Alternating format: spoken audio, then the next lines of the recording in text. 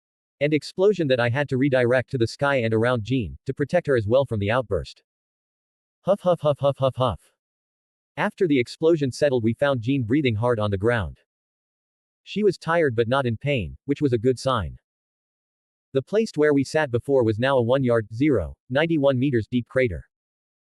Even Kitty and Bucky were startled by the bang, but after confirming that everyone was okay, they went back to their training. Jean took an hour to recover, but eventually she was ready. This meant that it was time to move to the next stage, the dangerous stage. We sat outside of the crater and got back to our original positions.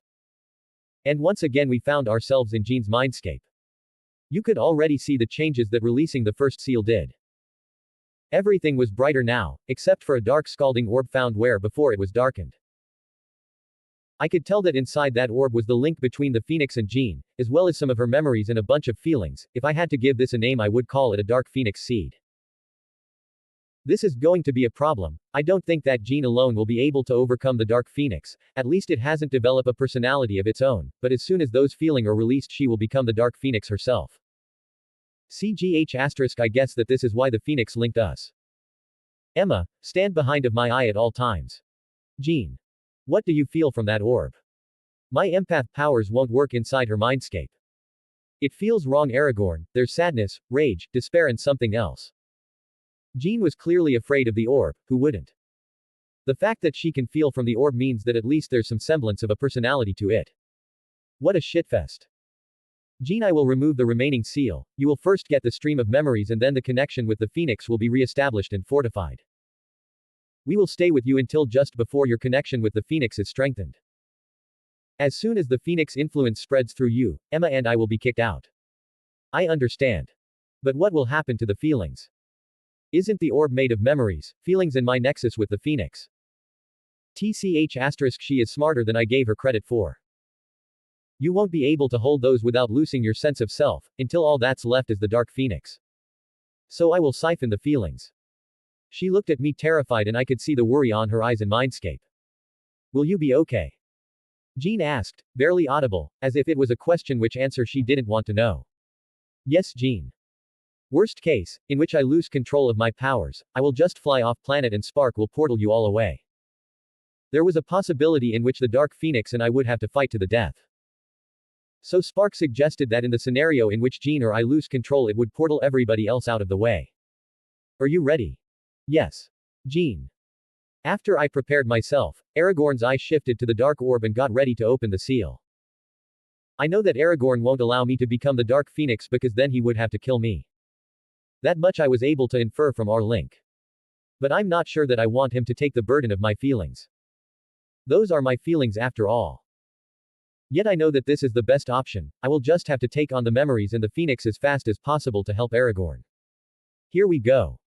Aragorn said, and as soon as he did, everything shook and I started to remember. I had a friend that I loved like a sister, a friend that I lost. We were playing in front of my old house when a car driving by lost control. It looks like it was never known why. But we will never know now. The car swerved over to the walkway where Annie and I were playing. We froze, we were only kids and we couldn't move out of the way fast enough, we were going to die. But then at the last second the car swerved back to the road, missed me, but hit Annie.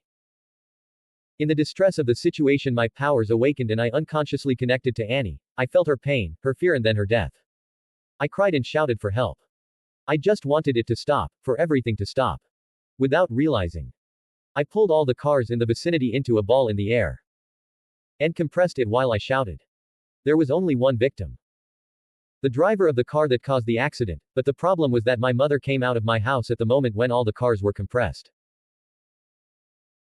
After that, a week went by, and my mother thought of me as a monster. I could hear her in my mind. My father hated me because of what I did to my mother. I could hear him in my mind, and, due to the death of the driver and the way that the cars were found, the police kept questioning my mother and father, which aggravated the mental state of my mother. When my father was making plans of dropping me somewhere, the professor arrived and asked my father for my custody. He then came to me, sealed my powers, memories, feelings and a part of my personality. And built a beautiful lie, a lie in which he was an old friend of my father's, a lie in which my parents chose what was best for me, which was for me to study under Xavier's, a lie in which I would gradually stop minding the absence of my parents, a lie in which I would find assurance within the X-Men. It looks like the piece of my personality that was Seal, was starting to develop a sense of awareness, surrounded by only sadness, rage and despair, and that's how the Dark Phoenix was going to come to be. I can see why Aragorn said that I would be overwhelmed by the feelings. I'm starting to feel the same as the orb after remembering. If had to mix my current feelings with those of the orb I would have lost myself. Jean. Meanwhile I was remembering I heard a voice that had a striking similarity to mine, the connection with the phoenix was opened, and I could now see it and feel it. A bird of fire, or fire shaped like a bird, scalding hot, made of yellow, red and orange flames. Exuding a pressure similar to the one that Aragorn once exuded. You are allowed to think that, Jean. After all he and I are similar. Similar. Similar how? I am the nexus of all psionic energy which existed and will exist in the multiverse. Except for his. He is the origin, owner and nexus of his own psionic energy. It is why he can share it with you. It is why I linked you. So that he absorbs the stain that the human created in your mind. Because you would have lost yourself to destruction. That makes some sense. I think. Psionic energy is a personal resource. You can manipulate someone's with your own. You can manipulate psionic energy present in the environment with your own. But never share it without consequences. The only exceptions are me and him. So that's why you can manipulate other people's mind and why some mutants can do psionic constructs, I understand now. But. Is he okay? Do you want to see for yourself?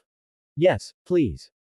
Flap with a flap of her wings I could now see the outside. I was enveloped in a cocoon of red, orange, yellow and white flames. I could see Emma, Bucky and Kitty inside a bubble made of orange, yellow and red flames. They were wide-eyed, mouth open, shaking and trembling while looking at the sky. Up in the sky I see a gigantic dragon made of crystal.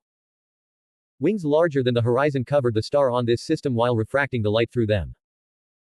In its chest you could see a warm light shaped like a heart, while its horns and dorsal blades shone with an intensity that eclipsed the star of this planet. But the most striking aspect were its crimson red eyes with white pupils. The surface and the atmosphere was covered with a haze that distorted and shimmered chaotically, obstructing the view. What's happening? Where is Aragorn? That is Aragorn.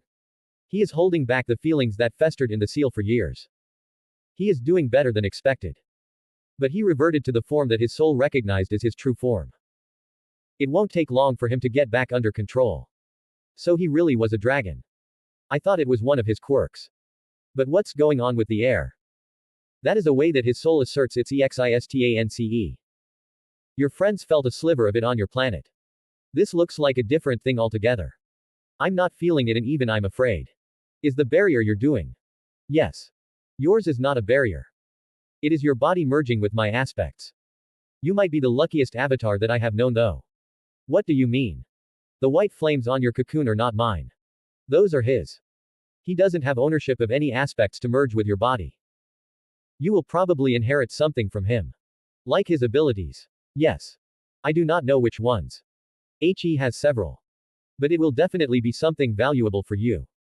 It is time, Jean. He will teach you how to contact me when you train later. When you wake up you will need to train new powers. Flap. One flap was enough to release the fatigue that she was keeping at bay for the sake of our conversation. Like the wave of a broken dam, it hit me, and I started to lose consciousness before falling into a deep sleep. Aragorn. Well, this is shit. I'm in the upper atmosphere waiting for Jean's feelings to dissipate after having to shift back to my dragon form.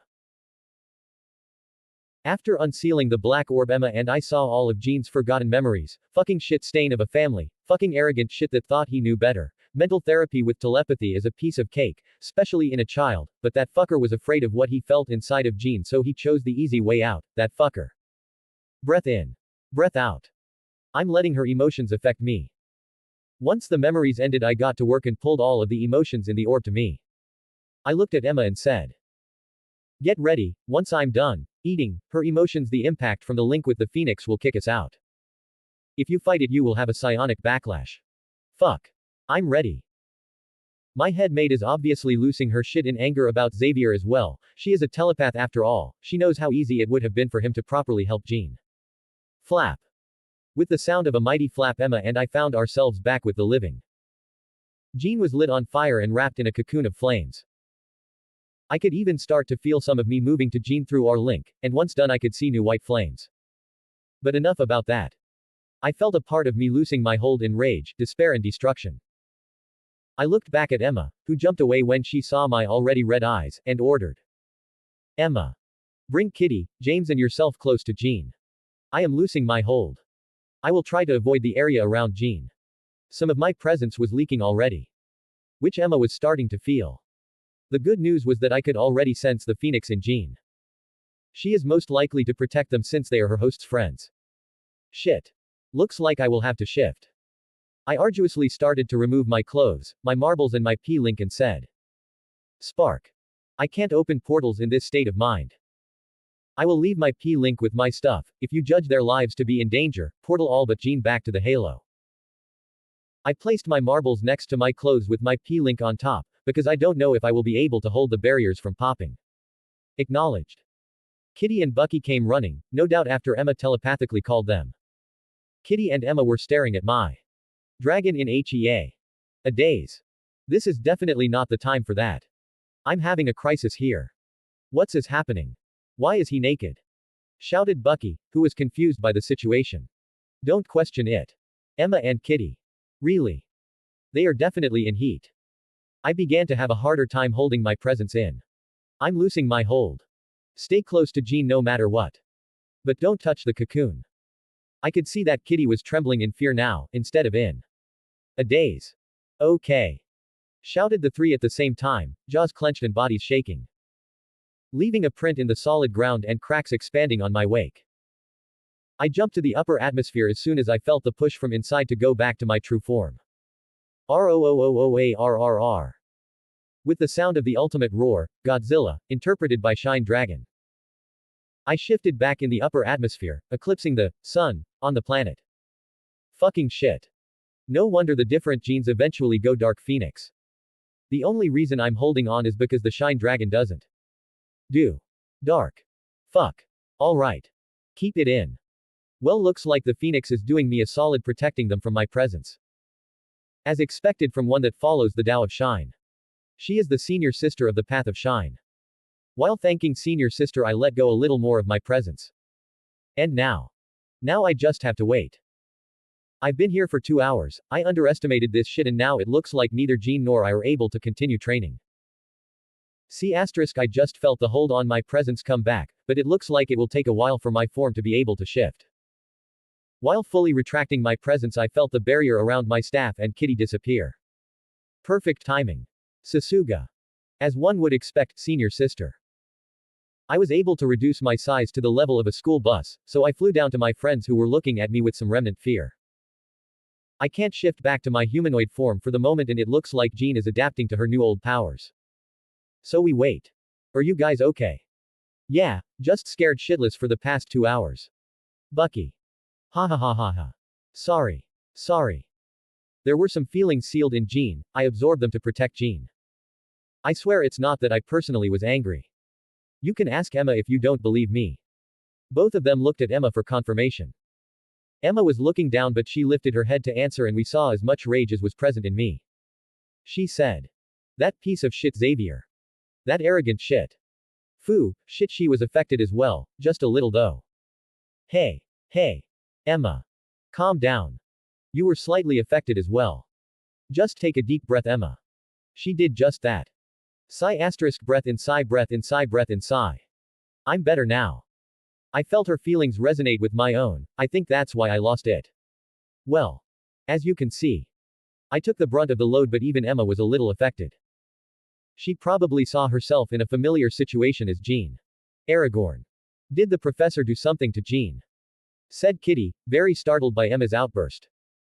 Yes, but it's more that he handled a very delicate situation in a very precarious way. So Emma and I can't help but blame him a little. I don't want to pit the students against him, sadly at the moment, he is the best option for a newly awakened mutant.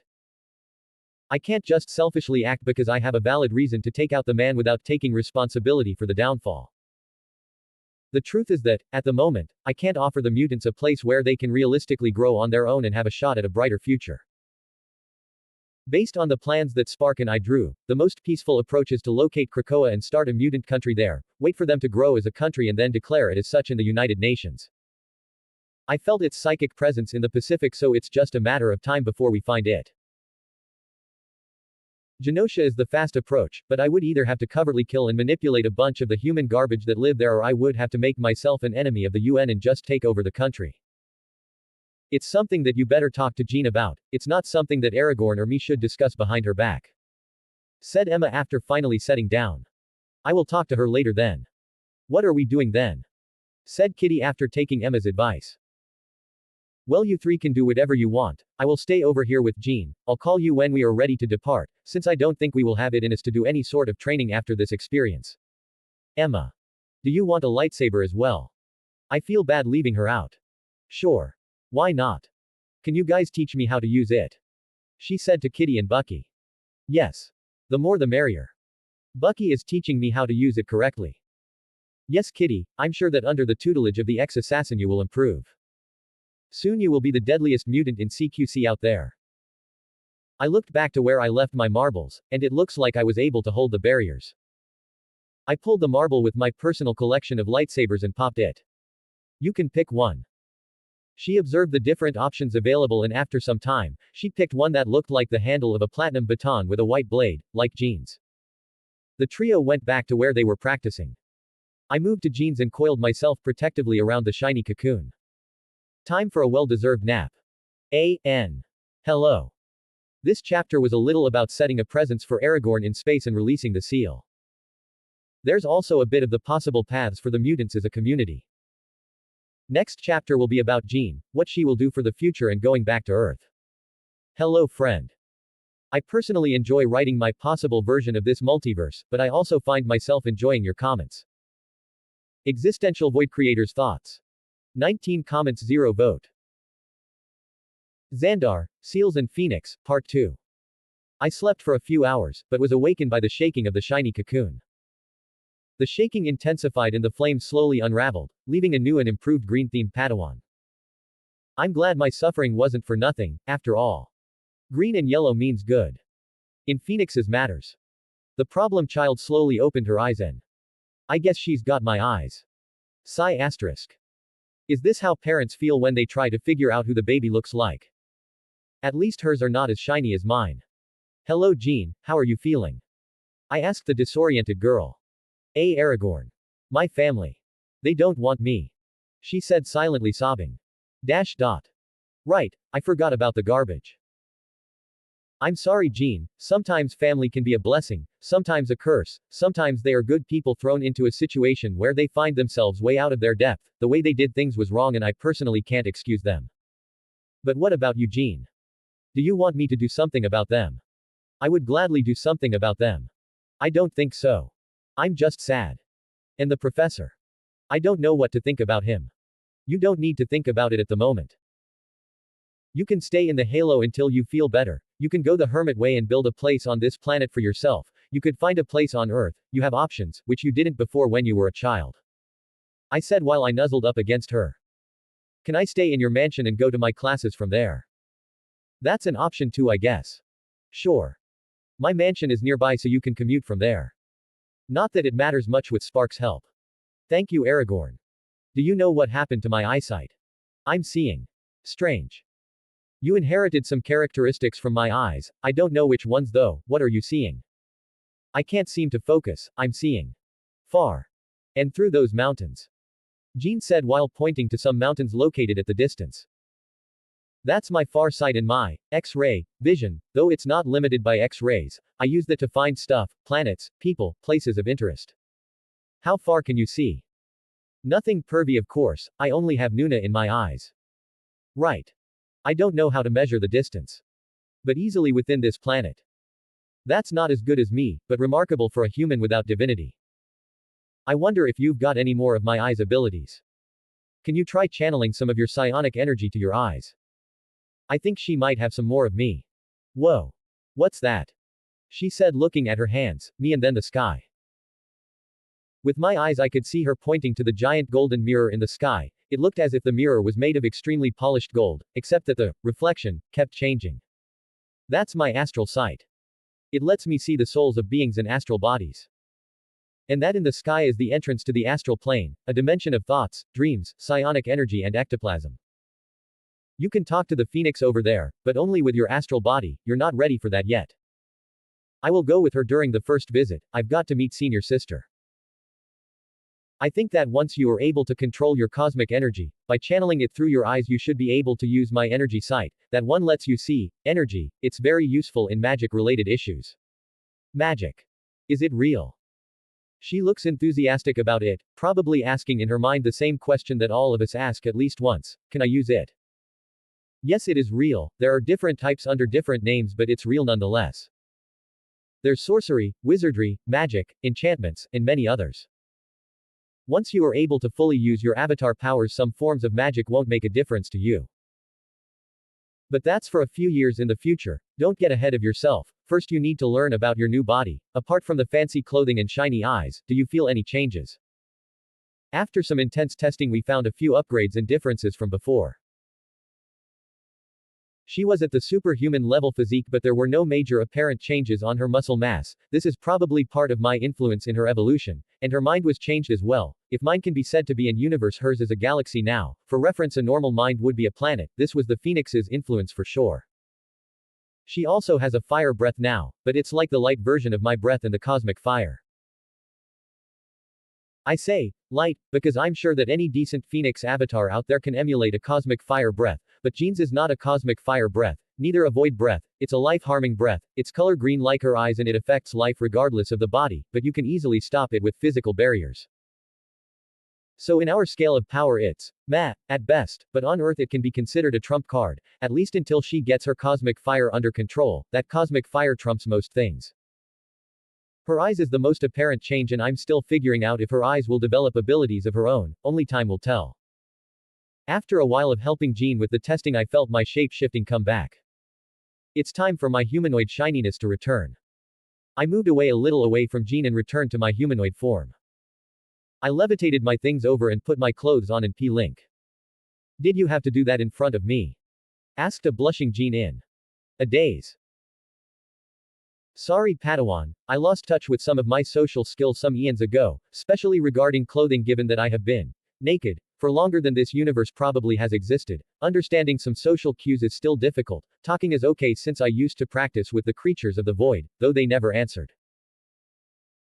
If it makes you feel better, technically this is not my real body, just my humanoid representation. I am in theory an amorphous universal-size mutated soul wearing a universe-size crystalline shiny dragon body that is currently shape-shifting to its humanoid representation. I guess. You're forgiven. Confused, while thinking if this was the correct answer. Worry not, Fire Padawan. For I am a dragon that learns. It won't happen again. As a matter of fact, I have just computed a solution to my clothing problem when going back to my original form. Ha ha ha ha. I just need to shift to my smaller size, honey badger form, leaving my clothing behind before shifting to my original form. Ha. I knew that there was a reason why Nuna suggested that apparently useless form. Nuna's wisdom is endless. She must have discerned that I was going to need that form for my transitions. I'm going to say, good for you. To that. Deciding to ignore the shiny dragon. Right. So Padawan, we lost most of our day already. Let's go back and I will help you move your stuff to my mansion and talk to the professor. I bet Xavier and Scott won't be happy. Sigh asterisk. Thank you for being dependable where it counts, Aragorn. Of course I'm dependable. Hey Jedi. Or Siths. Yeah, you guys have a Sith-like vibe. Let's go. Jean and I are ready. I sent the Sith order while Jean and I walked towards them. After a few minutes we met and the gang was back together. Jean. What happened to your eyes? I'm never going to tire of saying it, but Kitty has her priorities straight. Hey Kitty. Said Jean while carefully hugging Kitty. She is now superhuman, so some finesse is needed. Kitty was startled by the sudden hug but recovered quickly and returned the hug. I was connected to Aragorn when my evolution happened. Some of his features leaked in and now I have his eyes and my body is superhuman. Hey. Be grateful Padawan, you will be the shiniest avatar. I want some. Aragorn, can you get me some new powers? Can I? I could. Possibly. Technically is possible, but you would need to study sorcery to make a contract with me like the one the sorcerers use for borrowing dimensional energy. Or I could practice my biokinesis enough to reach the genetic control level and then modify your genes and get you other powers or new physical traits. I should start with that, that way I could theoretically make catgirls. I didn't know sorcery was a thing. But when can I start my sorcerer studies? Kitty. Possible future Sith magical catgirl, proud mutant. I suppose I could ask, my friend. Yao, she is the sorcerer supreme. I also have to give her a lightsaber, so I should talk to her about it. You two should also learn some sorcery. I said to Bucky and Emma. After all, I will need magical maids, maybe magical Nako maids, possibly. Bucky, Emma. No doubt these two are amazed about such opportunity. Emma could be a fox girl while Bucky has a wolf vibe going on for him. I'll leave Jean out of it. Unless senior sister allows it, I should ask. Let's go back to Halo, you three need a shower first. I'm not sure what training regime Bucky put them through, but all three are filthy. We went back to Halo and waited for Kitty and Emma, who also wanted to talk to Xavier, so she is coming with us. Bucky's mind is not shielded, so he is not going. I asked Spark to keep an eye on him. He is dealing with all that Hydra memory shit, so it's best to keep him under watch. Emma and Kitty were ready. It was time to face Xavier. I'm worried about my telepath friends. I think there's a high chance of Emma blasting Xavier while Jean cooks him. We step in front of the mansion, and didn't wait long for Aurora to open the door. She was surprised when she saw Jean's eyes, but before commenting about the changes she noticed the serious demeanor on Jean's face. Hello Ms. Munro. Is the professor available? I rather we move this along before she asks about Jean. Aurora stayed still for a moment before saying. He says that he is available for you and your companion. She said while looking at Emma. Right, the professor is pretending to not know her. She is Emma Frost, she is my head maid. Now she is looking at me like a pervert. Humph. I rather Nuna looked at me like that, not you. He says you're invited in. We followed Aurora to Xavier's office. Initially only Emma, Jean and I were going to talk to Xavier, but Jean held onto Kitty's hand, she probably wants some support from her friend. So the four of us plus Aurora were present in his office. Hello Mr. Abner, nice to see you and your companion today. Please Charles. Long time no see. Before I could answer, Emma responded with so much ice in her voice that I almost felt like singing, Let It Go. Last time I saw you. You looked younger. And taller. Damn. She is targeting the baldness and disability out loud. This girl has some diamonds balls. Emma, it seems that you have recovered your memories. In light of the current circumstances, I must apologize to you, dear. I did what I had to at that time for the protection of my team, but it was entirely unfair to you. Isn't this some sort of bullshit Dumbledore speech? Now tell me, Emma. What are going to do? Will you take it in 4 like Potter, or will you go riddle on him? Of course you are forgiven, Charles. Thank you. That's what I wanted from you, an apology for all my suffering. Nice. The sarcastic approach. I can tell that aside from me, Kitty is also enjoying the drama, while Jean and Aurora are confused and concerned. But that's not what we came here for today. Wow, she is taking the high road. Nicely done, head maid. Now he looks like an unsensitive prick. Right, of course. What can I help you with, Mr. Abner? Is this about Jean's training? He definitely doesn't want to talk about his actions for the greater good. I looked down to Jean and placed my hand on her shoulder while indicating for her to speak up now. She looked at me intently before sighing once and then said to Xavier. Professor, thank you for taking care of me during this moment of hardship in my life. Thank you for allowing me to connect with my now friends. But I want to move out of the mansion. I plan to commute here for my classes and the team training practices, but I want to move out. That took out more of her than we expected because we could see some unshed tears on her eyes. Aurora looked shocked at first, but then she was looking at me with anger, no doubt blaming me. Xavier on the other hand looked at Jean concerned, before looking back at me, and said. Is this your doing? Why do you want to keep Jean away from her kind and friends? The audacity of this bitch.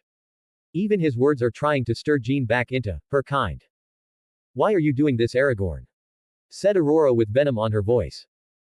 The only one that didn't overreact was Kitty. I'm guessing she was expecting something like this when Emma mentioned that Xavier did something to Jean. He is not doing anything. Jean shouted with some anger on her voice. I've got my memories back, Professor. That's why I want to take some distance from you. I will still spend most of time here, but I want to have a place where I can feel safe, where I won't have to doubt your intentions at every turn. This shocked both Aurora and Kitty, who figured out what she meant. But Jean, my dear, I did what I had to do to protect you and the people around you. Your powers were out of control. You could have harmed yourself or worse. You could have harmed someone else. Again. Really. This shit is trying to guilt trip her into staying. Why is he doing this? Is he trying to get the Phoenix, Emma or me to kill him? Why is he so adamant about her staying as to risk his life like this?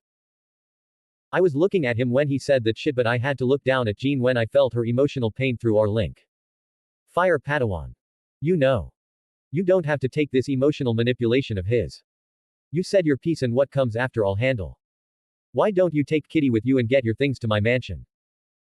Spark can help you with the portals. I will talk to the professor some more and then follow after you.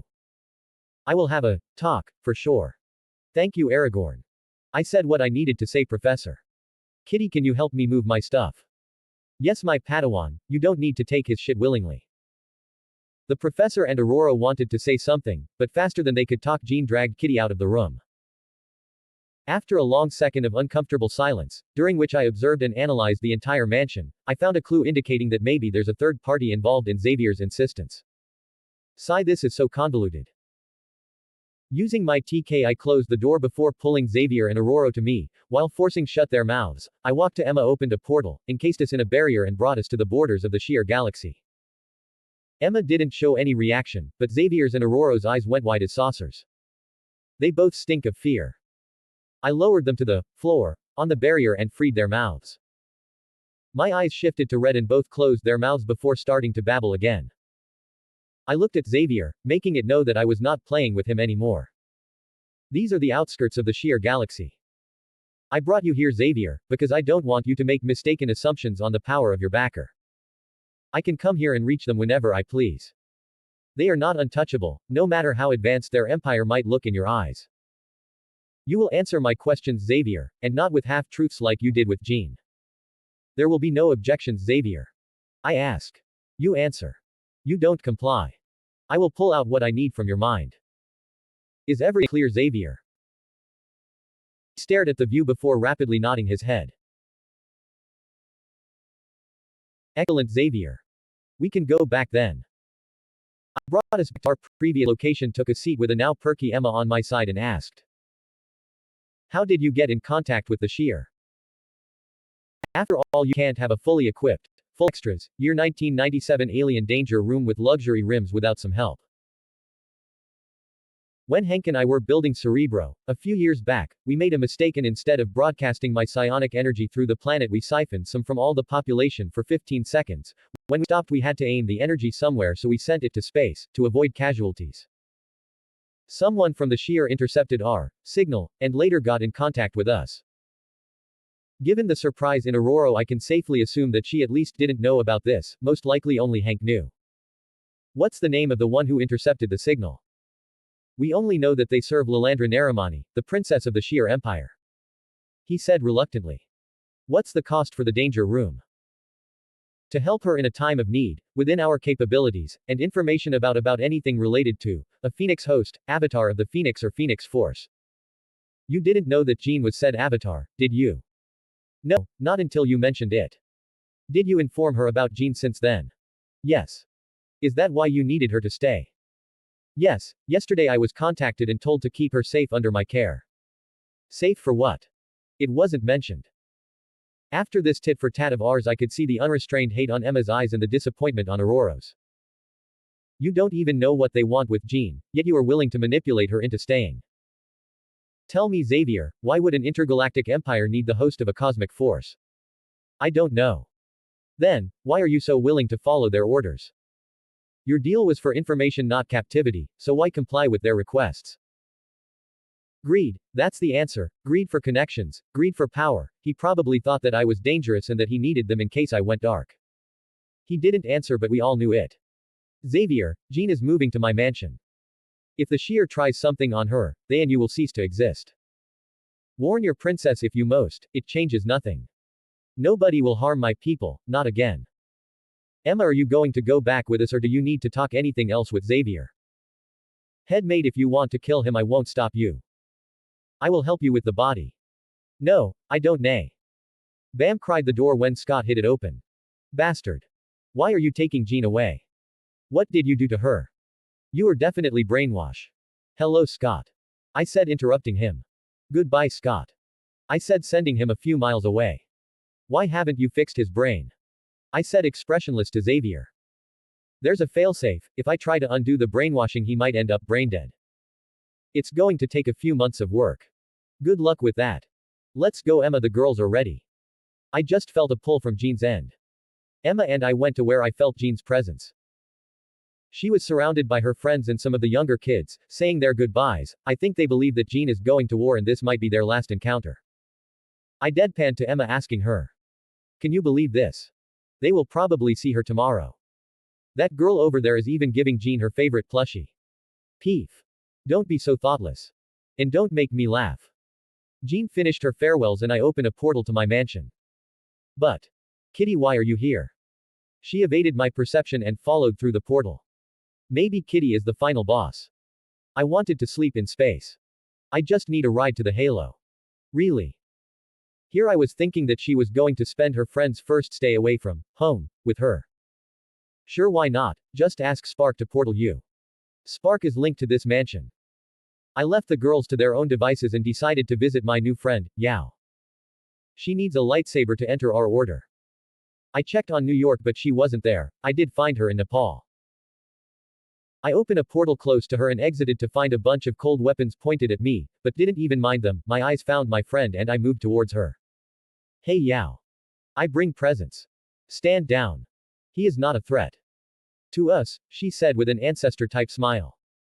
The disciples, shaken, moved away their weapons, allowing me to get close to Yao. I brought my lightsaber collection out in a necklace box with AP link. Hers was like mine, but with a yellow tint. I made these lightsabers, pick one. And this box has P-Link, it's so that you can talk to Spark, and portal into Halo without ending on the prison bay. That's if you're able to pass the restricted space. Hello Aragorn. What are lightsabers? And who's Spark? I can tell that some of the disciples do know what lightsabers are. Those shining eyes can't lie. Think of them as plasma blades as hot as the surface of the sun. Spark is the AI that takes care of my home in space. Interesting. I'll take this one. She picked a green-bladed one, took it in one hand, turned it on and threw in the air making it spin, caught it with her other hand and spun it in front fast enough to make it look like a green shield of light. This is good Aragorn, you can deflect some magic constructs and blasts with it. I think Yao has more skills than I knew about. I'm glad you like it. My order, pending to be determined if it will be a Sith or a Jedi order, keeps growing. By the way Yao, do you perhaps know where Wanda Maximoff is? Scarlet Witch. Yes, I can't seem to find her.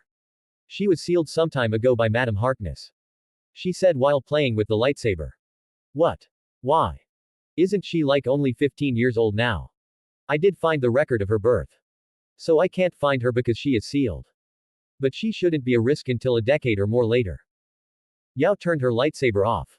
Let's go to my study. I can tell you about it there. I followed her while imagining what could have happened for Wanda to be currently sealed. She was born along with her twin brother just fine, there were no problems until they were 7 years old.